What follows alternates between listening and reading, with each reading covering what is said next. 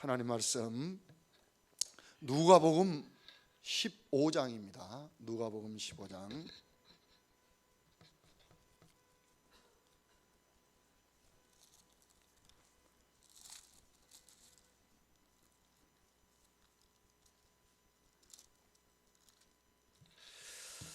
일 절 말씀부터서 2절만 보시고 그 다음에 여러분이 잘 아시는 11절 말씀부터서 우리 32절까지 탕자의 비유에 대해서 조금 보겠습니다.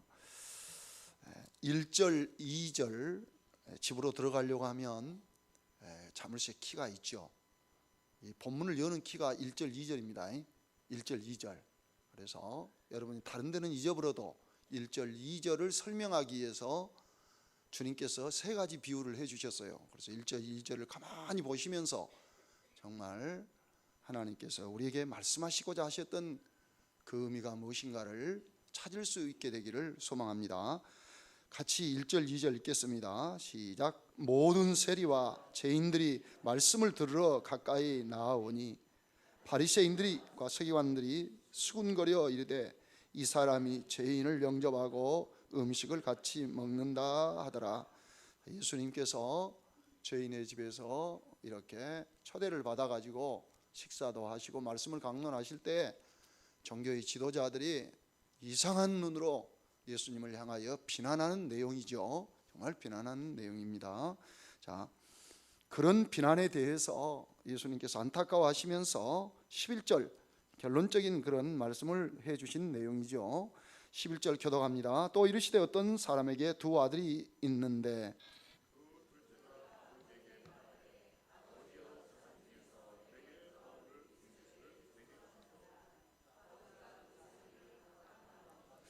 그 며칠이 안 되어 둘째 아들이 재물을 다 모아가지고 먼 나라에 가 거기서 허랑방탕하여 그 재산을 낭비하더니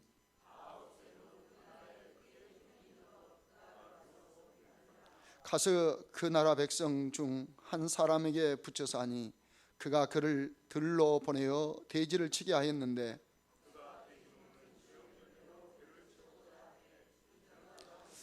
이에 스스로 돌이켜 이르되 내 아버지에게는 양식이 풍족한 품꾼이 얼마나 많은가 나는 여기서 주려 죽는구나.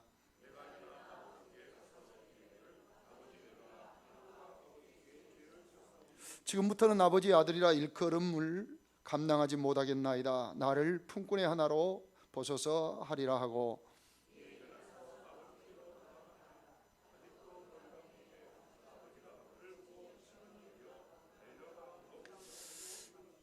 아들아 이르되 아버지 내가 하늘과 아버지께 죄를 지었사오니 지금부터는 아버지의 아들이라 일컬음을 감당하지 못하겠나이다 하나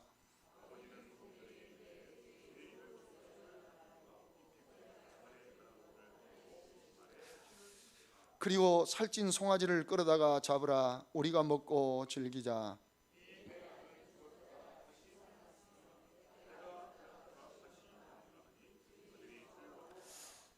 맏아들은 밭에 있다가 돌아와 집에 가까이 왔을 때에 풍악과 춤추는 소리를 듣고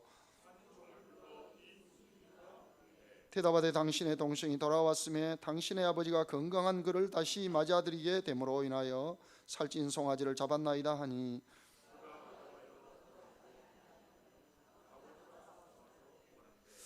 아버지께 대답하여 이르되 내가 여러 해 아버지를 섬겨 명을 어김이 여건을 내게는 염소 새끼라도 주어 나와 내 벗으로 즐기게 하신 일이 없더니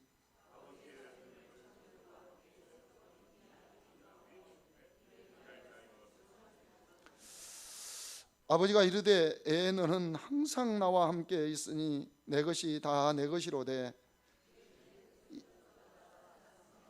내가 잃었다가 얻었기로 우리가 즐거워하고 기뻐하는 것이 마땅하다 하니라. 아멘. 오늘의 말씀도 어제 밤처럼 이렇게 실제적인 그러한 신앙적인 교훈적인 측면에서 이렇게 말씀을 생각하기를 원합니다. 사실 이 누가복음 15장을 이렇게 설교하게 되는 어떤 동기가 있었습니다. 그게 그리스도의 그 고난을 이렇게 묵상하는 주간에, 여러분이 쉽게 말하면 고난 주간에 이 부분을 이렇게 그 아브라함 카이퍼의 그리스도의 죽음과 부활이라고 하는 그 첫 페이지에 보면 하나님이 우리의 슬픔과 근심을 헤아리는 것처럼, 자, 우리는 그리스도의 고난을 얼마나 헤아리는 것인가 라고 이렇게 반문해가는 내용이 있습니다. 그래서 제가 그 부분을 이렇게 읽다가 여기 가슴에 이렇게 무엇인가와 느끼는 거 있더라고요. 그래서 이렇게 오전에 교회 오면 조금 책을 보다가 점심을 먹기 위해 집에 가면 잠깐 그 점심시간 올라가기 전에 그 오전 시간을 마감하면서 잠깐 기도를 하고 이렇게 가는 습관이 있었는데, 그 책을 보다가 덮어놓고 이렇게 기도를 하는데 하나님의 그 영광이라 그러죠. 그 하나님의 영광의 빛 가운데서 내 자신이 너무너무 정말 그 뭐라 그래야 될까요? 슬픈 거예요. 그래서 저도 모르는 사이에 이게 통곡의 시간을 갖게 되었습니다. 다를 때 같으면 이런 책을 보게 해주셔서 감사합니다. 또 나름대로 제가 개인적으로 해야 할 기도도 있었지만 그런 기도는 다 어디 가버리고 그 하나님의 그 찬란한 영광의 그 느낌 속에서요, 빛이다 그러면 좀 이상하고요, 그 큰 어떠한 영광의 느낌 속에서 이렇게 그냥 통곡만 나오더라고요. 그 내용이 무엇이었느냐 하면, 하나님은 나의 슬픔과 괴로움을 이렇게 잘 알고 계시는데 나는 목사가 돼가지고 쉽게 말하면 하나님의 아픔을 나는 헤아려 본 적이 있었는가? 나는 나를 창조하시고 구속하셨던 그 하나님을 한 번이나 헤아려 본 적이 있었는가? 라고 통곡이 나오는 거예요. 다른 일반적인 기도를 할 수가 없는 거예요. 너무 부끄러우니까요. 그러면서 스쳐 지나가는 성경이 바로 누가복음 15장이었습니다. 그래서 그때부터 와서 설교를 타이핑을 하고, 오늘 것은 이번 주에 따로 준비를 했는데 그때 말입니다. 준비를 하면서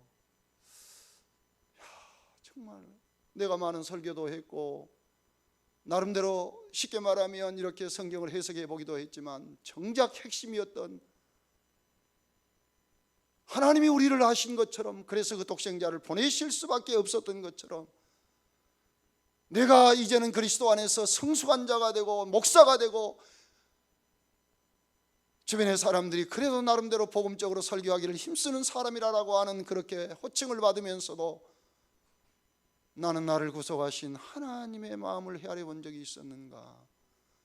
이것을 생각하니까 너무너무 부끄러웠고, 또한 부끄러울 뿐만 아니라 정신을 차리고 다시 성도들로 하여금 이 고난주간에 그리스도의 고난을 피부적으로, 혹시는 감각적으로, 감정적으로 느끼고 지나갈 것이 아니라 이 고난주간을 통해서 우리가 정말로 하나님이 우리를 구속하신 목적이 어디에 있는가 하는 사실을 깨닫게 되는 것이 귀한 일이었다, 그런 생각이 들어서 그때에 준비했던 말씀을 오늘 함께 나눌 수 있게 되었습니다.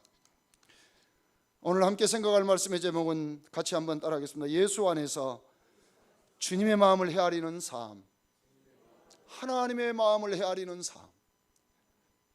하나님의 은혜로 예수 그리스도 안에서 하나님의 거룩한 백성이 되신 사랑하는 성도 여러분, 여러분은 하나님의 은혜로 하나님의 백성이 되었습니다. 어젯밤에 말씀드렸던 것처럼 은혜로, 한번 더 따라합시다. 은혜로. 부부간에는 사랑으로 부부가 되잖아요. 얼굴도 본 것, 생명부지의 사람들이 사랑에 끌려서 사랑으로 부부가 되고 사랑으로 자식을 낳고 살아가는 것처럼 우리는 하나님의 은혜로 하나님 백성이 되었습니다. 하나님의 은혜로, 한번 더, 하나님의 은혜로. 우리는 죽든지 살든지, 내가 응하든지 망하든지, 우리가 하나님 앞에서 고백하는 마지막 말이 있다면, 하나님은 내게 넘치도록 넘치는 은혜를 베풀어 주셨습니다. 하나님은 내게 넘치도록 큰 은혜를 베풀어 주셨습니다. 넘치도록. 우리는 지난 시간 내 사랑 안에 거하라, 어젯밤에 생각한 것처럼 우리 주님의 말씀을 통하여 우리가 얼마나 놀라운 하나님의 다함이 없는 사랑 안에 거하는 보배로운 자들로 살아가게 되었는가를 살펴보았습니다. 이사야 43장에 여러분이 보시면 잘 알겠지만 하나님께서 이사야 선지자를 통해서 이스라엘 백성에 대한 죄악을 꾸짖기 시작하였습니다. 이스라엘 백성의 그 파괴적인 죄악 때문에 하나님은 당신의 성전을 당신의 손으로 헐어버릴 수밖에 없는 그러한 지경에 처했습니다. 이때 이스라엘 백성들은 무력감에 빠지게 되었고 자신들의 죄로 말미암아, 쉽게 말하면 에레미야 예가서를 여러분이 참고해 보시면 그들은 자기들의 죄로 말미암아 하나님의 성전이 무너진 것을 보았습니다. 무너지는 것을. 우리의 실수 때문에, 우리의 범죄함 때문에 우리의 가정이 무너지고 교회가 무너진다면 우리가 어떻게, 쉽게 말하면 얼굴을 들고 세상을 살아갈 수 있겠습니까? 우리는 망해도 교회가 잘 되고, 죄송한 얘기지만 우리는 망해도 가정과 자녀들이 건사하면, 잘 되면 고개를 들고 세상을 살아갈 수 있겠지만, 거꾸로 그리스도인들이 우리가 신앙적으로 잘못된 선택과 삶 때문에 하나님의 영광이 가리고 교회가 하나님의 손에 의하여 무너짐을 당한다고 하면 일어나 고개를 들고 살아갈 그리스도인은 아무도 없을 것입니다. 이런 무력감 속에 빠져있던 이스라엘 백성들 가운데 하나님께서는 이사야 선지자를 통하여 이렇게 말씀하셨습니다. 나는 너를 창조한 여호와라. 한번 더, 너를 창조한 여호와라.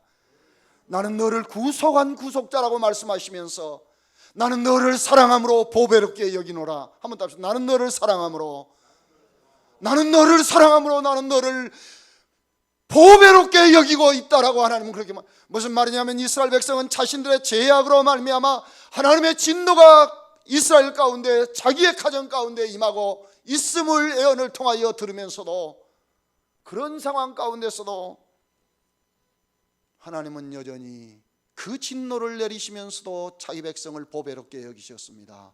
이렇게 존귀한 자가 누구냐면 바로 그리스도인입니다. 하나님 백성입니다. 하나님께서 우리를 징계하셨으므로, 죄송한 얘기지만 내가 사업을 자랑할 만한 것이 없고 예수를 10수년 동안 평생을 믿었어도 일가와 친척 가운데 내놓을 만한, 내세울 만한, 자랑할 만한 것이 없다 할지라도, 네 하나님이 어디에 있느냐라고 이렇게 말할지라도 여러분 기억하십시오. 하나님이 우리를 사랑하심으로 스바냐 3장 17절에 있는 것처럼 기쁨을 이기지 못해 하신 하나님이시라. 이기지 못해 하신 하나님이시라. 하나님은 참으로 우리를 보배로운 존재로, 하나님이 오직 세상 가운데서 우리만을 아는 것처럼 하나님이 우리를 사랑하시는 보배로운 존재라는 것을 잊지 않기를 바랍니다. 정말 하나님 앞에서 여러분 보배로운, 제가 조금 피부적인 이야기를 할게요. 제가 손주를 봤어요. 손주를 봤는데 참 우리 큰아들이 재밌는 아들입니다. 그래서 큰아들이 재밌는 말을 해요. 아버지하고 저하고 책을 한 권 씁시다. 뭔 말인지 알겠죠? 그렇게 인생을 아주 드라마틱하게 살았다 그 말입니다. 책을 한 권 씁시다. 그런데 이름을 방송국이라고 지었어요. 방송국. 이게 알란가 모르겠네요. 여러분 어디서 보면 목사님 아들이라 그러십시오. 근데 제가 이렇게 어디 딱 이렇게 그 계좌를 하나 이렇게 하러 가면 방송국이다 그러면 진짜 방송국에서 온 줄 알아요. 근데 왜 방송국이라고 지었냐면 제가 그렇게 순전했네요. 신학교 다닌 그 선배 목사, 그 전도사님이 아들 나면 뭐 닦아야 그랬어요. 천국의 방송국. 그래서 그때 약속했던 것을 끝까지 지켜버렸네요. 그런데 이제 아들이 얼마나 힘들겠어요. 어렸을 때 자라면서 방송국.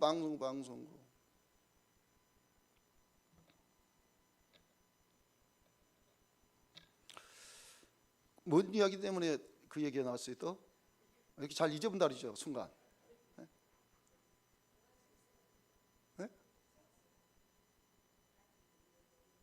보배롭게 여긴다. 네, 맞아요. 그런데 이 아이가 이름을 방송국이라 해갖고 어디든지 가면요 모르는 사람이 있어. 한 번만 딱 들어보면 그냥 다 알아보죠. 그렇죠? 방송국. 그런데 밑에 두 아들은, 동생들은 은자가 들어갔습니다. 은자. 그래서 하나님이 아이고 나 같은 이 죄 많은 사람에게 또 아들을 주셨네 그래갖고 거절할 수 없는, 감당할 수 없는 거룩한 은혜입니다 하고 이름을 성은이라고 지었어요. 성은이라고. 근데 나중에 알고 보니까 목사님 아들들 성은이 겁나게 많더라고요. 그때는 오직 저만 뭘 깨달아갖고 지은 줄 알았더니 그 다음에는 또 은강이라고 지었어요. 그런데 뭔 얘기를 하려고 하느냐 하면 이 큰아들이 자기가 잘못한 건 생각 안 하고 아버지가 이름을 이렇게 지어갖고 내가 고생이 많아요. 인생이. 그래서 이번에 딸을 낳았는데요. 둘째 딸을 낳았는데 이 동생들을 가만 봐보니까 그래도 자기보다는 더 은혜스럽더라 이 말이에요. 은자가 좋대요. 그러면서 이름을 뭐라고 지었느냐면 은혜라고 지었어요. 한번 더 은혜라고 지었는데 진짜 여러분 제가 하는 말이 아니라 은혜스럽게 큽디다. 근데 아이를 낳아가지고 3개월 되니까 이제 직장으로 가야 될 거 아닙니까? 벌어먹고 살아야 되니까요. 그래서 저희 집에서 5개월 동안 크는데요. 자, 제 아들은 저보다 조금 더 몸이 건강합니다. 좋은 말로. 그러다 보니까 저보다 조금 더 하여간 비슷하게 생겼어요. 좀 못났어요. 그러면 그런 아버지에게서 나온 딸이 예쁘면 얼마나 예쁘겠어요? 여러분 짐작이 가잖아요. 그런데 말입니다. 세상에 그마나 예쁜 손녀는 없습니다. 아니 거짓말 아니라. 그래서요 그 아이가 새벽 기도를 가려고 하면 또 목사 사모가 새벽 기도는 가야지요. 얼마나 은혜스럽냐면요, 새벽 기도 갔다 올 때까지 안 깨네요. 갖고 7시에나 딱 오면요 그때 깨갖고 이렇게요. 그럼 베개로 이제 좀 부자들은 이렇게 탁 그 아이 이렇게 있는데 그게 없으니까 우리는 그냥 이불로 똘똘 몰아가지고 뺑 둘러싸고 베개로 해놓으면 그 안에서만 뺑뺑뺑뺑 잡아 놀더라고요. 이거요 깨가지고. 그런데 말입니다, 어떨 때는 자고 있을 때가 있어요. 자고 있을 때가 있으면 정말 너무너무 예쁜 거예요. 그런데 짓궂게 깨고 싶어요. 너무너무 예쁘니까 천사가 만져보고 싶더라고요. 만지면 안 되잖아요. 푹 자기 놔둬야 되는데. 그때 김세훈 박사가 신학교를 다닐 때에 저에게 들려줬던 말이 생각나더라고요. 야곱이 잠을 자고 있었을 때에 그 히브리인들의 주석에 의하면 그런다라는 이야기가 떠오르더라고요. 야곱이 루스에서 잠을 자고 있었죠. 돌베개를 취하고 잠을 푹 자고 있는데 천사들이 오르락 내리락 합니까? 거기 오르락 내리락 하잖아요. 그때의 그 유대인들이 그렇게 해석했답니다. 아담이 범죄함으로 말미암아 하늘문이 닫혔잖아요. 에덴 동산에서 쫓겨났잖아요. 참고만 하세요. 참고만. 그런데 이 야곱을 하나님이 얼마나 사랑했던지 그 사랑한 자가 잠을 자고 있다 이 말이요. 그래서 천사들이 야곱이 잠잘 때 깨면 안 되니까 몰래 훔쳐보기 위해서 내려다 봤다는 거예요. 올라갔다 내려갔다. 하나님이 사랑한 사람이 도대체 어떻게 생겼다냐. 그 말도 참 잘 만들죠. 그런데 그렇게 저도 그런 생각이 나더라고요. 너무너무 예쁘니까, 자고 있는 손녀가 너무너무 예쁘니까 바보가 된 거예요. 만져보고 싶고 깨면은 안 되지만 자기에 놔둬야 되는데 그렇게 예쁘더라고요. 그런데 죄송한 얘기지만 우리의 정서보다 더 온전하셨던 하나님께서 우리를 보실 때에, 아까 제가 말씀드렸죠, 제 아들 닮았으니까 그렇게 예쁘지는 않는데 아무리 예쁜 우리 장모님, 권사님들 얘기들보다 더 이쁜 거야. 틀린 말 아닙니다. 왜 그러냐면 건강하면 건강한 대로 다른 얘기들은 막 비만이니 어쩌니 막 그래요. 그래도 더 뚱뚱했으면 좋겠어요. 더 건강했으면 좋겠어요. 뭐 어디가 눈이 이렇게 조금 찢어갖고 우러 올라갔니 어쩌니 또 이제 교회 다니는 사람은 간상 안 본데도 교회 식구들은 또 이렇게 어떻게 그런 부분들은 또 잘 보더만 또 그래서 저 눈은 직업만을 담고 어쩌고 했어. 그래도요 이리 봐도 저리 봐도요 제 손녀처럼 예쁜 사람이 없더라 그 말입니다. 주관에 대해서 그렇죠. 하나님께서도, 그 객관적인 하나님께서도 마치 주관 속에 빠져버린 사람처럼, 사랑의 콩깍지가 끼어버린 것처럼 예수 안에서 우리만 아신 것처럼 사랑하신 하나님이십니다. 우리만. 그래서 여기 가서 자랑해보고 저기 가서 자랑해보고요. 이렇게 우리가 하나님 앞에서 보배로운 존재가 되었습니다. 여러분 믿습니까? 우리 학생들 믿습니까? 하나님이 여러분을 얼마나 보배로운 존재로 여기는지. 어쩌면 이 방학 동안에 여러분들처럼 이 교회 와서 이렇게 하나님 찬양한 친구들 별로 없을 거예요.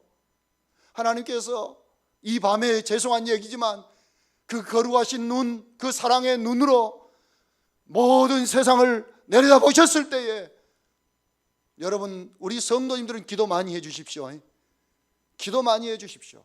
하나님을 위하여 헌신한 우리의 아이들 하나님께서 쓰시기에 합당한 그릇들이 되게 해 주셔서 하나님이 지혜롭게 하시고, 사람이 높이는 것보다도 우리 하나님께서 높이는 것이 완전하고 이대하다는 사실을 저들이 깨달을 수 있도록 여러분이 많이 기도해 줘야 됩니다.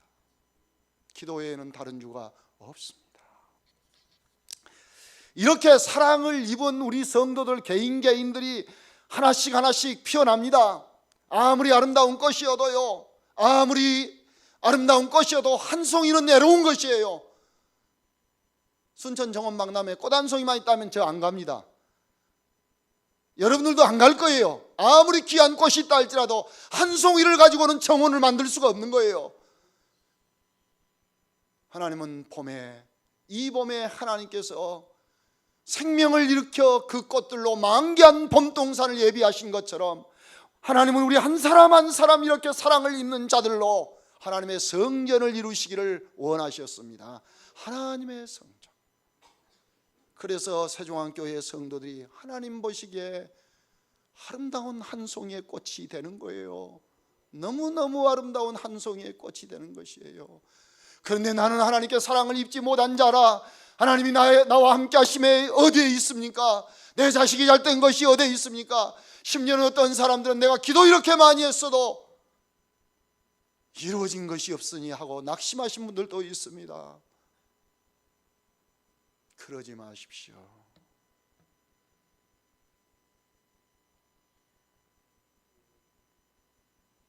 저는 좀 설교를 자유스럽게 할게요. 자유스럽게요. 창세기 보면서 힘이 나는 부분이 하나 있습니다. 창세기 보면 하갈이 언약의 자손이 아니죠. 그러잖아요. 그래서 쫓겨나잖아요. 이스마엘을 데리고 쫓겨나잖아요. 하나님께서 내쫓으라 그랬잖아요. 언약의 자손이 아니니까 내쫓으라 그랬잖아요. 그런데 여러분 성경에 보시면 그 하갈이 쫓겨나서 광야를 헤매면서 여러분 봐보세요. 마실 물이 없으므로 통곡하잖아요. 통곡을 하잖아요. 하나님이 아브라함의 집에서 이삭과 구별되게 하시려고 이스마엘을 내쫓게 했습니다. 하나님의 언약과는 상관이 없는 백성이었습니다. 그럼에도 불구하고 이 하갈이 부르짖음에 하나님께서 물이 솟아나게 하셨습니다. 저는 그 부분을 보면서요, 누구 때문인가? 아브라함 때문입니다. 한번 답답하다. 아브라함 때문입니다. 아브라함 까닭에. 더 궁극적으로 말하면 그리스도 때문입니다. 한번 더. 그리스도 때문입니다. 그리스도 때문입니다. 이렇게 언약 밖에 있었던 하갈의 부르짖음도 하나님께서 들어주셨다면, 아브라함을 기억하시고 들어주셨다면, 하나님의 언약의 자손이 하나님을 향하여 부르짖을 때 어찌하여 들어주시지 않겠는가? 믿음이 적은 자들아. 저는 그 부분을 볼 때마다 기도에 힘이 납니다. 기도에 힘이 납니다. 제가 그 본문을 통하여 힘을 얻는 것처럼 여러분들도 그러한 줄 믿습니다. 여러분들도. 오늘은 좀 간증을 좀 많이 해야 되겠네요. 저는 고난의 생을 산 사람입니다. 고난의 생을. 뭔 목사가 고난의 생이 있느냐 그래도 아무튼 참 많은 고난을 겪었습니다. 자식들도 마찬가지였고요. 저도 개인적으로 마찬가지였고요.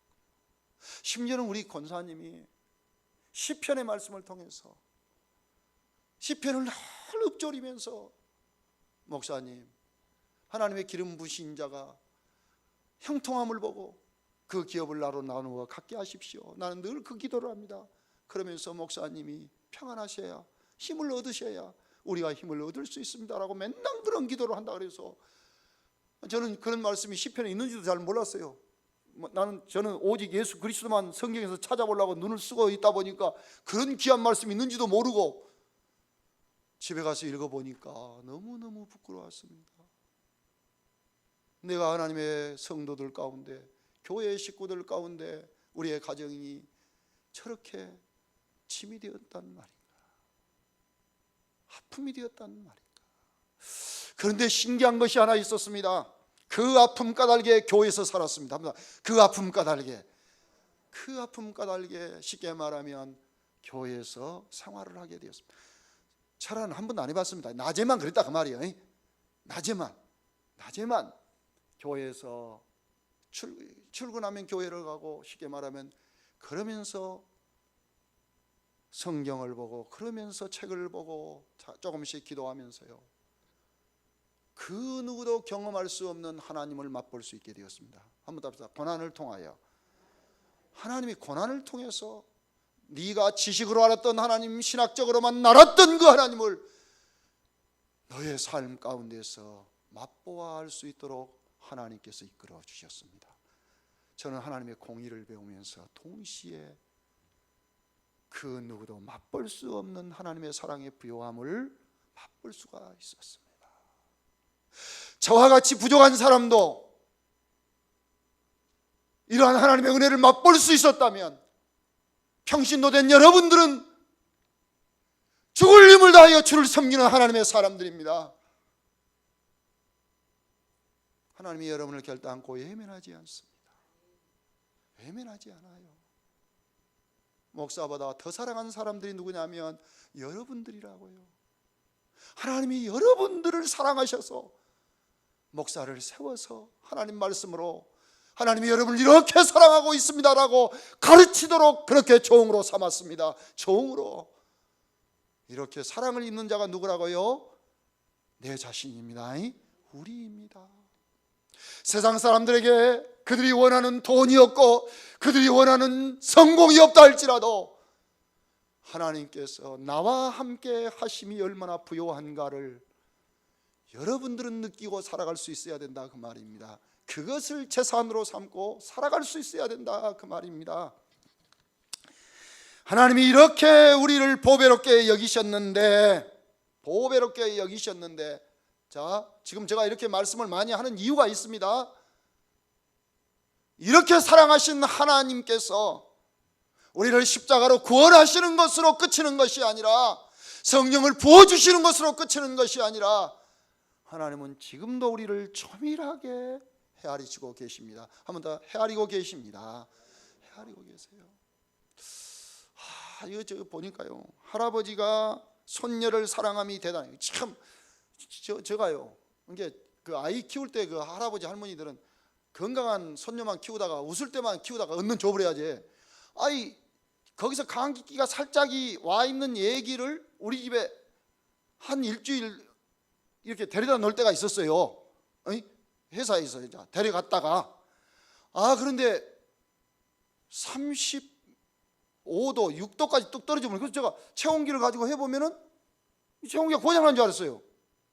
왜 그러냐면 막 35도까지 내려가 본 거예요 이게요. 병원에 갔습니다. 그러니까 그때 당시에 뭐 아직도 뭐 돌도 안 됐고 뭐 6개월 채 뭐 안 돼가지고 어쩐다 그러면서 이거 뭐 주사도 못 준다 그러더라고요, 소아과에서는. 그런데 저는 이제 옛날 자양 그 서스핀 자약인가 그것만 여놓으면 우리 때는 그것 갖고 만명 통치하기였잖아요. 섬에서 제가 목회할 때 어디 얘기 아프면 어디로 데리고 갑니까? 데리고 갈 길도 없어요. 그러니까 맨날 서브스핀 자격 갖고 열 내리면 내리고 그러니까 그것이 보약인 줄 알았지요. 최고의 특효약인 줄 알았지요. 특효약인 줄 알았단 말이에요. 그런데 이게 올라갔다 내려갔다 그때만 괜찮았지, 애기가 열이 떨어지면 막 하다. 그런데 이제 데리고 갔습니다. 지가 이제 일주일 놔뒀다 데리고 갔는데, 그때 목사님이 1월 4일 날인가 김성봉 목사님 갈 때요, 아이가 그 토요일 밤에 완전히 축 처져본 거예요. 이제 35도까지 떨어져 보니까요. 그래서 제가 인터넷을 찾아보니까 아주 위험하더라고요. 이렇게 체온이 35도까지 떨어지면 좋은 현상이 아니다 그래요. 그런데요, 저는 그래도 할아버지라 그런 거 없다, 또 올라가겠지 그랬더니요, 아들은 대학 병원으로 데리고 갔다가 어디로 데리고 갔다가 난리를 하더만. 할아버지보다 그래서 아버지가 더 사랑하구나. 할아버지는 그냥 빵빵 웃으니까 좋아서 웃을 뿐이지, 그가 아팠을 때는 데리고 가거라 이런 식이지만, 아버지는 그 회사 갔다 와가지고 잠을 안 자고 막 이렇게 이제 일주일 동안 입원해 갖고 있으면서 치료를 하더라고요.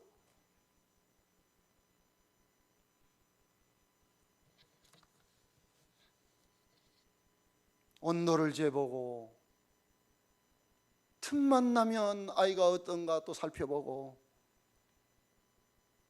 저처럼 이렇게 덩치가 큰데 말입니다, 왜 그렇게 소심해져 버렸는지 우리가 봤을 때에 사랑하기 때문이었습니다.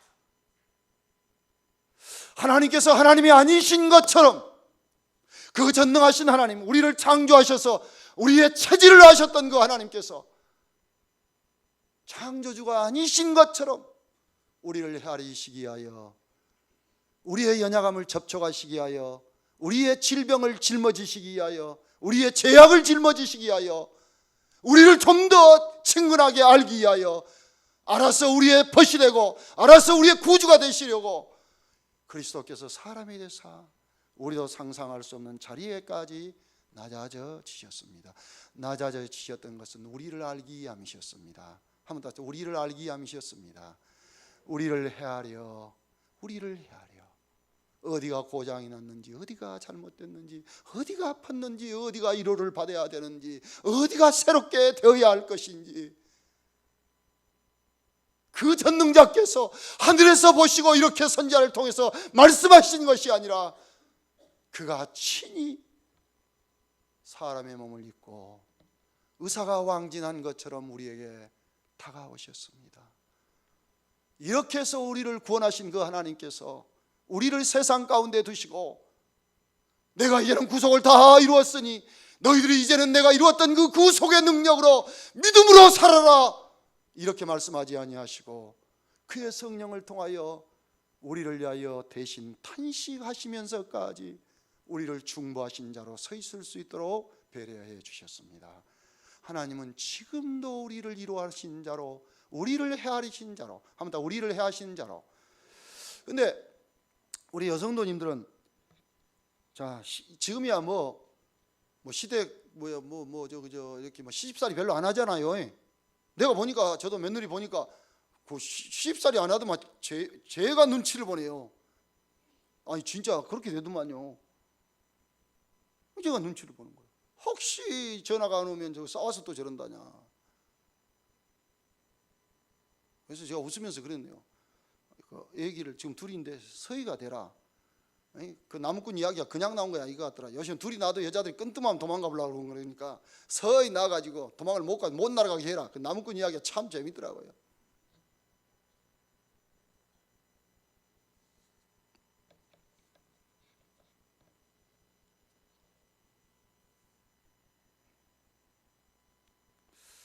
참 우리 하나님께서 지금도 우리를 이루하십니다. 시집살이 아니지만 친정에 가면 그래도 할 말이 많잖아요. 아무리 남편이 잘해줘도, 아무리 시댁 식구가 요새는 세상이 바꿔져서 잘해준다 할지라도, 거꾸로 눈치 보고 산다 할지라도 며느리로 사는 것이 힘들고 엄마로, 여성으로, 아내로 살아가는 일이 쉽지 않는 일이에요.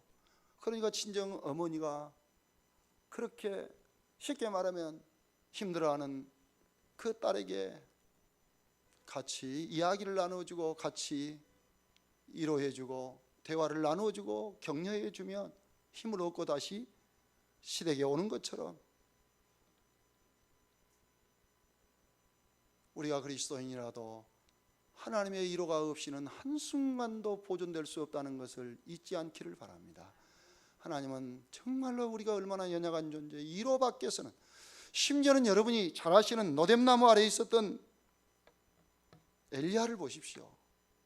그렇게 신앙적인 위대한 승리, 하나님의 하나님 되심을 증명해 놓은 뒤에도 세상은 달라지는 것이 아무것도 없었습니다.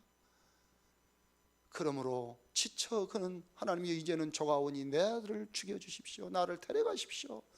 그때 하나님이 주의 천사를 보내사 그 슬픔 중에 지쳐 있었던, 잠들어 있었던 엘리야를 어루만져 주셨습니다. 근데 저도 이제 많이 좀 배웁니다. 뭘 배우냐면 둘째 아들이 성격이 너무 정직해요. 사람은 다 똑같지만 그래도 성향이, 그런 성향이 있습니다. 기면 기고 아니면 아니네 또 이게. 그러다 보니까 저가 어떻게 그냥 좀 이렇게 약간 그 농 비슷한 이야기를 딱 해도 그건 진담으로 받아가지고요. 그냥 대화가 안 통할 만큼 저래갖고 어떻게 사회생활을 할 수 있을까?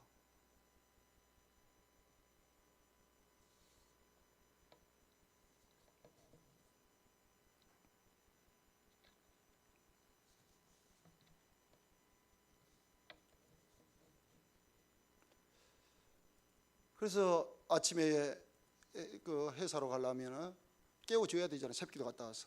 그러면 늦게 오락 같은 거 하다가 자갖고는 못 일어나네요. 있나라. 그러면 성질 더 내네요. 이렇게 성질을 내. 그래서 이거 일하다가 부자지간에 그냥 안 좋아지겠더라고요. 아무리 목사지만 목사도 성질 날 때가 있죠. 다 큰 31살이나 먹어갖고. 그래서 이제 그 다음부터는 깨가 나더라고요. 딱 가서 다리를 주물러 줍니다. 제일로 그 지저분한 발바닥을 갖다가 손으로 팍팍 좀 주물러줘요. 딱 주물러줘요. 그러면 시원하기도 하지만 죄송할 거 아니에요. 그러면 이러란 말 안 해도 자연스럽게 있나 보더만. 그게 자기의 이로예요, 이로. 그러니까 바른 말로는 사람이 다 큰 자식이어도 안 됩니다. 근데 부모가 자기를 인정해주고 위로해주고 격려해준다라고 느껴지면 해초리보다 더 그것이 힘이 있더라고요. 하나님께서 때로는 우리에게 말씀을 통해서 막 책망도 하시지만 그것보다 더 조밀하게 하나님은 우리를 위로로 다가오십니다. 위로로 다가오세요. 그래서 격려해서 힘을 내서 신앙생활하게 하시고 다시 걸어가게 하시고, 이렇게까지 하나님이, 그러니까 하나님 우리가 죄 아래 있었을 때도 하나님께서 이렇게 우리를 헤아려 주셔서 우리의 구주가 되시고 우리의 벗이 되기를 기뻐하셨다면, 그렇게 하셨던 그 하나님께서, 그 영광의 하나님께서 지금도 일하십니다. 우리를 위로하는 자로, 한번 더, 우리를 위로하는 자로. 그래서 성령을 파라크레토스라 그러죠. 위로자라 그렇게 말하잖아요. 하나님께서, 예수 그리스도께서 성령을 파송하시면서 새로운 별명을 붙여주셨습니다. 이 성령은 진리의 영이실 뿐 아니라 자기 백성을 위로하는 일을 하게 될 것이라, 자기 백성을 돕는 일을 하게 될 것이라. 우리를 이렇게 원하신 분이 계십니다. 온 세상이 여러분을 멸시하고 조롱해도 이런 위로자신 주님이 우리를 후원하고 계신다면 우리는 망하지 않습니다. 망하지 않습니다. 자, 그러면 이제 설교의 중심으로 들어갑니다. 이렇게 마땅히 하나님께서 우리에 대한 사랑, 다함이 없는 위로로 함께 해주셨으니까 이제는 우리가 이 사랑을 받는 자가 되었으니 우리가 우리를 향하신 하나님의 마음도 헤아려 볼 줄 알아야 되잖아요. 우리가 어렸을 때는 부모가 주는 음식을 먹고 컸습니다. 부모가 주는 용돈을 갖고 컸습니다. 부모가 주는 모든 격려를 통해서만 살았습니다. 그래서 부모는 나를 위해서 존재하는 부모처럼만 생각했습니다. 그런데 말입니다, 장성해지면 부모가 내게 준 것이 아무것도 없는 것 같을지라도 눈물만 납니다. 지금은 부모님이, 제 어머님이 제게 해준 것 아무것도 없습니다. 제 아버님은 돌아가셨지만 그 아버님이 저한테 어떤 말도 하지 않습니다. 어떤 것도 요구하지 않습니다. 주는 것도 없습니다. 그런데 제게는 슬픔이 있습니다. 왜 내가 그때에 부모님 마음을 헤아리지 못했을까? 한 번이라도 헤아려 보았습니다. 한 번이라도 부모님의 마음을 헤아려 보았습니다. 나를 기르고 나를 양육하고 나를 위해서 그렇게 밤잠을 자지 아니하며 기도해 주었던 그 부모의 마음을 한 번이라도 헤아려 보았으면 그런 후회가 저의 마음을 짓누르고 여러분의 마음을 짓누름이 분명합니다. 그래서 뭐라고 말하냐면 이런 자를 향하여 장성한 자라고 말합니다. 누가 불효자입니까? 부모 마음을 헤아리지 못한 자입니다. 어떤 사람이 성숙한 그리스도인입니까? 어떤 사람이 성숙한 그리스도인입니까? 어떤 사람이 장성한 그리스도이며 하나님의 영광을 이 땅에서 실현하고 살아가는 사람입니까? 하나님의 마음을 헤아릴 줄 아는 사람입니다. 하나님의 마음.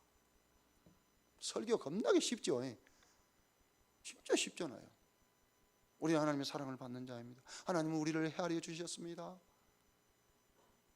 우리가 마땅히 사람이 되사 우리의 구주가 되셨던 그 주님을, 그 주님의 마음을 이제는 헤아리는 자가 되어야 됩니다. 내가 무엇이 잘되기 하여 계명을 지키고 안 지키고가 문제가 아니라 아버지가 내게 재산을 얼마나 줄 것인가, 아버지가 내게 얼마나 유산을 줄 것인가 하는 것 때문에 순종한 것은 죄송한 얘기지만 양아들이나 그렇게 하는 것이지 친아들은 결코 그렇지 않습니다. 아버지를 사랑하기 때문에 순종하는 것이고, 그렇죠. 우리는 기도할 때 너무나 하나님 앞에 이거 대주십시오 저거 대주십시오 이래야만 하나님이 계신 것처럼 합니다. 그런 것도 때로는 필요하기도 하지만 그것보다 더 중요한 것은 하나님이 이유 없이 조건 없이 나를 사랑하셨던 것처럼 제가 이렇게 기도하는 것은 하나님을 내가 사랑하기 때문입니다. 주님을 사랑하기 때문입니다. 오늘 우리의 본문의 내용을 보면 이 바리새인들과 서기관들의 모습이 어쩌면 현대 그리스도인의 모습일 수 있습니다. 이들은 얼마나 종교적인 사람이는지 모릅니다. 이들은 카다시라고 하는 그 기도문 속에서 우리의 생의 날 동안에, 여러분이 사는 날 동안에 하나님의 나라가 신속히 임하기를 원한다라고 아침 저녁으로 기도했던 사람들입니다. 누구의 날? 메시아의 날, 구원의 날을 소망한다라고 한 사람들이었습니다. 그렇게 하며 성경을 가르쳤던 지도자들이었습니다. 그런데 정작 하나님께서 그들의 기도처럼, 기도의 소원처럼 우리의 구주로 메시아신 예수 그리스도를 우리의 구주로 세상에 보내셨을 때는 받아들일 수 없었습니다. 그 거룩하신 자가 어떻게 저런 죄인 가운데 계신단 말입니다. 거룩함과 부정함을 그렇게 율법을 통하여 가르쳤던 그 하나님께서 부모라도 쉽게 말하면 죽은 시체를 거룩한 자는 만지지 못하도록 그렇게 할 만큼 거룩을 강조하셨던 하나님께서 어찌하여 메시아라고 하신 그가, 이스라엘의 선생이라고 했던 그가 하나님의 능력으로 이적을 행했다고 하면서 하나님의 아들이라고 자칭 그렇게 말한 그가 저들 때문에 이스라엘이 망하고 저들 때문에 이스라엘이 저주받는다고 생각했던 저 죄인의 집에 들어가셔서 죄인과 함께 식사를 하실 수 있다는 말인가? 우리는 쉽게 판단되지요. 서기관과 바리새인들이 잘못됐지요. 무엇이 잘못됐습니까? 고장나 있는, 이렇게 죄와 사망 가운데 떨어져 있는 자에게 정작 필요한 것은 의사이잖아요. 의사. 정말 우리가 아파 있으면 돈 많은 집안에서는 의사가 왕진하잖아요. TV 같은 데 보면은 회장들은 병원에 안 가든마, 네, 의사가 와요. 중병 들면 죄송한 얘기지만 옛날에는 다 왕진하잖아요. 지금이야 막 좋은 차가 있고 뭐 이렇게 하고 앰뷸런스로 모시고 가지만 옛날에는 못 모시고 가잖아요. 그러니까 의사가 가방 들고 왕진 오잖아요. 우리의 인생이 이렇게 철저하게 고장났기 때문에 하나님께서 그의 아들 예수 그리스도를 통하여 왕진하셨다니까요. 그렇게 찾아오신 하나님이, 제가 명의라는 책을 3권을 읽어봤습니다. 명의, 그 EBX에서 했던 명의. 그 1권 가운데 보면 그 여수에 참 그 좋은 의사 한 사람이 있는데요, 나이 많으신 분인데 의사들이 가장 절망스러울 때 그 사랑하는 자, 쉽게 말하면 자식에게서 엄마를 빼앗아가고 엄마에게서 그 사랑하는 자식을 빼앗아갈 때의 병이 말입니다, 고쳐주지 못했었을 때의 그 무력감 속에서 내가 최선을 다했으나 내가 이렇게 무력합니다, 그 솔직한 고백이 기록되어 있습니다. 그들이 할 수 있는 일은 신에게만 기도하는 일이라, 하나님께만 기도하는 일이라 의사의 고백입니다.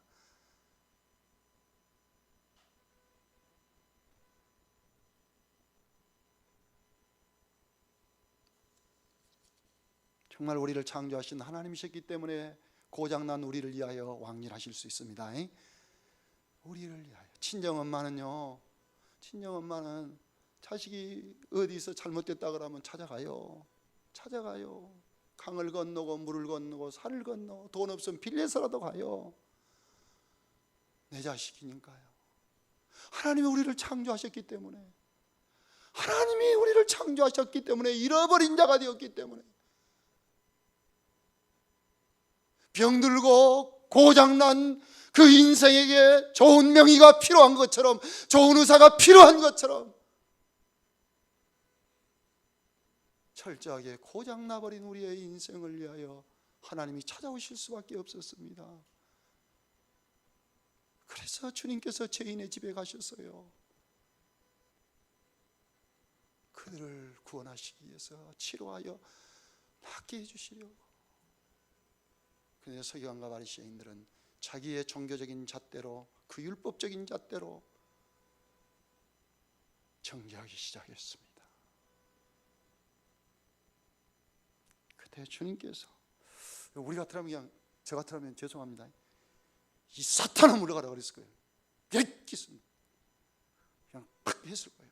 그런데 주님은 비유를 통해서, 여기도 고장났지만 서기관과 바리새인들도 고장난, 그들도 그리스도 안에서 구속받아야 할 대상이었기 때문에 주님은 비유로 이야기를 시작하셨습니다. 그 첫 번째가 무엇이었습니까? 잃어버린 한 마리의 양이었습니다. 아니, 한 마리의 양 잃었으니까 99마리 있으니까 감사합니다, 그럴 주인은 없어요. 세상에 한 마리, 저도 이렇게 그 어렸을 때 소도 키워보고요, 염소, 옛날에 염소 많이 키워, 저 공에서 살았으니까요. 마북산 그 남성이라는 그 큰 동네에 살았어요. 깊은 꼴짝이지만 동네는 그래도 큰 동네, 공군에서. 그러니까 맨날 그 염소나 키우고. 근데 하나 잊어보면요, 집에 못 들어가요. 찾아야 되잖아요. 머슴은 찾지 않습니다. 종은 찾지 않습니다. 그냥 없어져 버렸어요. 가서 보고만 하면 됩니다. 그런데 주인은 찾습니다. 그렇죠? 죽은 것이 확인될 때까지 찾습니다. 주님이 그 비유를 해주었습니다. 두 번째 비유가 10드라크마를 가운데 하나를 잃어버린 여인의 비유였습니다. 그 하나를 찾을 때까지 등불을 켜고 쓸면서 찾았더라. 찾은 즉 기뻐하고 즐거워하더라. 그리고 이웃과 더불어 잔치를 하더라. 그 다음에 오늘 읽었던 그 본문 가운데서 탕자의 비유, 여러분 잘 알기 때문에 더 이상 말씀드리지 않겠습니다. 집 나간 탕자를 기다리는 것이 아버지의 심정이잖아요. 아버지됨이 무엇이었습니까? 그런 탕자랄지라도 그가 돌아올 때까지 기다리는 것이 부모의 심정인 것처럼, 죄로 말미암아 하나님을 떠나버린 고장난, 철저하게 고장난 반역자의 후손이 되어버린, 사탄의 후손이 되어버린 우리들, 하나님의 거룩한 백성으로 회복되어지는 것, 그것을 위한 일을 위한 일이라면 어찌 우리 하나님께서 못하실 일이 있겠습니까? 그런데 종교의 당시의 지도자들은 알지 못했습니다. 하나님 마음을 헤아리지 못함으로, 한번 더 하나님 마음을 헤아리지 못함으로, 하나님 마음을 헤아리지 못함으로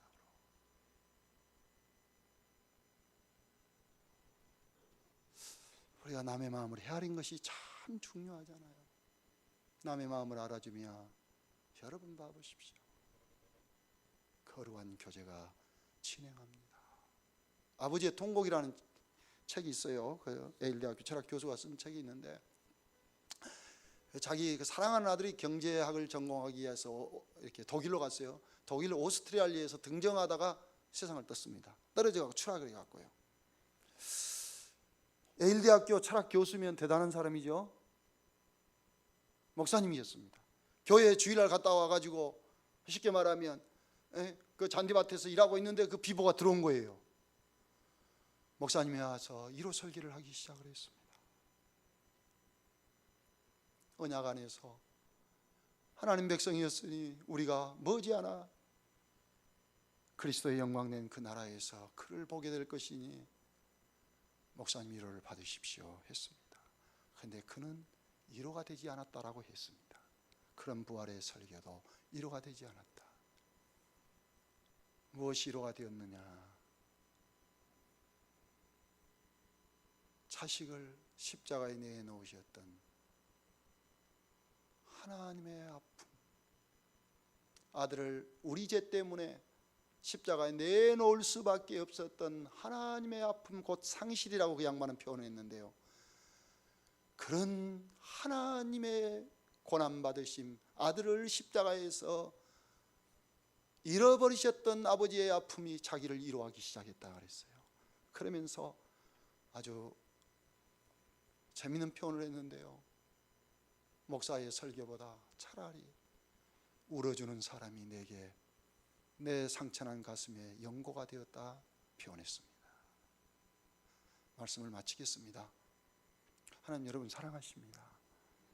하나님은 여러분을 지금도 헤아려 도와줄 것을 찾고 계시고 후원할 것을 찾고 계십니다. 위로해 주기를 원하십니다.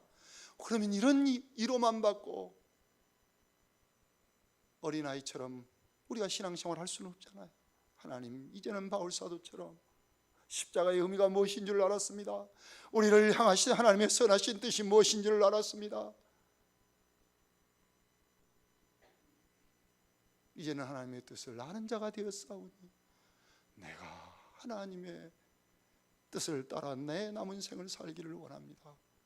여러분, 하나님이 여러분을 위로해 주었던 것처럼, 하나님이 여러분을 헤아려 주었던 것처럼 여러분들도 하나님 마음 헤아리시기를 원하시죠? 그럼 어떻게 헤아리는 거예요? 어떻게 헤아리는 거예요? 꿈에 영이신 하나님을 어떻게 헤아려요? 말씀과 함께 복음을 선포하는 목사의 마음을 헤아리십시오. 한번 답시다. 하나님은 자기의 뜻을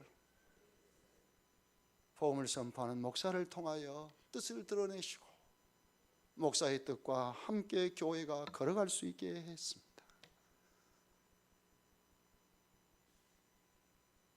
그런 많은 고난 가운데서 제가 시간이 이렇게 많이 갔는데 죄송하네요. 5장이나 했고 왔는데요, 그냥. 근데 여러분들을 보니까 찬양도 30분 앞뒤다. 근데 제가 한 사람만 소개해 드릴게요. 좋은 이야기니까 참 두려운데요, 하나님께서 은혜를 입혀주시기를 원합니다. 우리 그 장호영 집사님이라고 하신 분이 있어요. 우리 예수소망교회 장호영 집사님이라고. 그런데 혹시 그 장종만이라고, 원래 그 서울에서 수산시장에서 회장을 했습니다. 5년 동안 했다 그래요. 거기에는 이렇게 보니까 회장 장종만이라고 되어 있더라고요. 30년 전에 뭔 말인가 몰라도 판공비가 500만 원씩이었다고 합니다. 30, 40년 전에. 지금 나이가 꼭 80입니다. 그런데 사업을 하시다가 완전히 아마 부도가 나가지고 쫓겨서 죄송한 얘기지만 여수로 왔던 것 같아요. 이해가시죠? 그때 당시 자기가 목포 사람인데 수산 쪽에 이렇게 사업을 하시다가 1년에 세금을 그때 당시에 뭐 수억씩 냈다 그러더라고요. 수억씩 냈다 그래요. 근데 사업이 망하니까 쉽게 말하면 전부 다 막 이렇게 막 국가에서 압류를 할 거 아닙니까? 그러니까 여기 오셔가지고 제가 개척교회를 했는데 그 부영 아파트 뭐입니까 그 아파트 이렇게 지킨 사람, 예, 경비. 경비를 한데 제가 그때 막 개척을 했는데요. 그 양반이 말이 참 재밌어요. 저 키 큰 사람이 뭐 이렇게 신수가 좋다냐. 이제 그 양반은 이제 자기가 비참하니까 키가 크고 그런데 그때는 제가 지금 한 10kg 이상 빠져버렸거든요. 그러니까 뭐 젊은 사람이 그 부영 아파트 사는데 저기 사장이다냐 뭐이다냐 하다 신수가 좋더라면 나중에 알고 보니까 개척교회 목사예요. 근데 어떻게 전도를 해가지고 교회를 나왔어요 이제. 그런데 교회를 나왔는데 교회만 왔다 갔다 하지요. 이렇게 70 정도 돼가지고 신앙생활하는데 얼마나 신앙이 들어갑니까? 뭐 성인 공부 참석한 것도 아니고 그냥 주일날만 왔다 그냥 가불고 그런데 작년에 10월 달부터인가 갑자기 목사님 제가 새벽기도를 나가야 되겠습니다. 나이 이제 올해 80이라니까요. 새벽기도를 나가겠습니다. 근데 또 차로 간다 그러면 절대 못 오게요. 왜 그러냐면 막 어르신들 이렇게 뭐 신호등 많이 건너오잖아요. 한 25분 걸어와야 되거든요. 제가 모신다 해도 절대 또 고집을 써야더만 겁나 고집을 써갖구나. 아닙니다. 목사님 할 일 하세요. 그러다가 그 담당 그 구역의 권사님으로부터 이상한 말이 들리더라고요. 새벽기도를 잘 나오시더니 뭐라고 하냐면 새벽기도를 못 나오겠다 그러네. 그러면 그렇지요. 가슴이 철렁하더라고요. 새벽기도 몇 명도 나오도 안 하는데 또 힘이 되더니 또 안 나오신다 그러니까. 근데 왜 그러냐 그랬더니요. 목사님의 얼굴을 못 쳐다보고 있습니다 그러더래요. 좋은 뜻이죠. 왜 그런다면 자기가 죄를 지갖고 흉을 받던 모양이에요. 흉을 본 것이 아니라 이 데살로니가서를 강의 아침 새벽에 강의해 나갈 때 전도에 관한 부분이 나오잖아요. 너희는 그리스도 앞에서 나의 영광이요 면류관이라고 하는 말이 뭐 2장인가 그게 나와요. 그러니까 그 설교에 대해서 우리가 하나님 나라에 갔을 때 죄송한 얘기지만 나를 아는 자가 누가 있겠는가? 내가 전도한 사람이 누가 있으며 그 부분을 이제 조금 했거든요. 세상에 이제 내가 그래도 교회를 10년 이상 다녔는데 전도한 사람을 내가 못했다. 그래갖고 내가 목사님 얼굴을 쳐다볼 면목이 없다. 그러니까 목사를 누구 얼굴처럼 봤냐면 하나님 얼굴처럼 본 거예요. 뭔 말인지 알겠죠? 그래가지고요 조금 있더니요 교회당 청소를 시작하기 토요일만 되면 교회 청소를 안 해요. 장화를 신고 와갖고 뭐한데 장화를 신고 와요. 우리는 교회에 이렇게 하는데 그러니까 아닙니다. 걸레를 빨라면요 이 겨울에는 손이 시려우니까요. 저 봐보시고 그렇게 옛날 수산시장에 싸고 장화를 신고 장화를 갖고 이제 그 이렇게 밀걸레 있잖아요. 그 빨라갖고 막 이렇게 계속해요. 근데 올 때 또 그냥 안 옵니다. 싼 것이지만은 그 노인이 어디서 뭔 돈이 있겠습니까? 딸기 다 하나 사갖고 와요. 청소하면 같이 나눠 먹고요. 목사님 좀 또 이렇게 좀 주기도 하고요. 그런데 올해 전도를 2명을 했습니다. 제가 그분을 보면서요.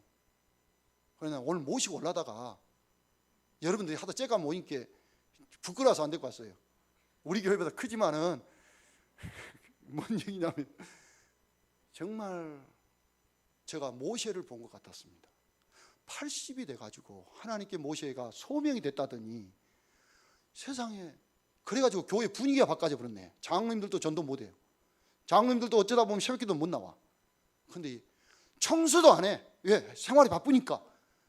그런데 다른 사람 다 청소하기 이렇게 딱딱 돼 있어요. 이렇게요. 딱 짜져 있잖아요 교회가. 근데 그거 필요 없습니다. 목사님 내가 힘 있을 때 할 겁니다. 오늘도 팔순 여기 한다 그러면서 마리나 뷔페 여기 목사님 우리가 예배 드려야죠. 근데 제가 마음이 괴롭습니다. 내가 초청한 것은 괜찮은데 우리 자식들이 해주니까 여러분들이 또 빈 걸로 안 올까 싶어서 내가 말을 못 하겠습니다. 부담을 드린 것 같아서. 돈 조금 벌면 자기보다 나이 더 많은 사람에게는 봉투에 얼마씩 담아갖고 명절 때 인사를 했습니다. 신기한 양반입니다. 그분을 보면서 저는 작은 교회지만 힘을 얻습니다. 신사적인 크리스찬. 그가 하나님의 은혜를 깨달아 저처럼 성경을 알거나 우리 장로님이나 권사님처럼 성경을 아는 사람은 아닙니다. 그럼에도 하나님 마음을 헤아릴 줄 아는 사람이었습니다. 하나님 마음을 헤아릴 줄 아니까 그가 사람을 섬길 줄 알았고,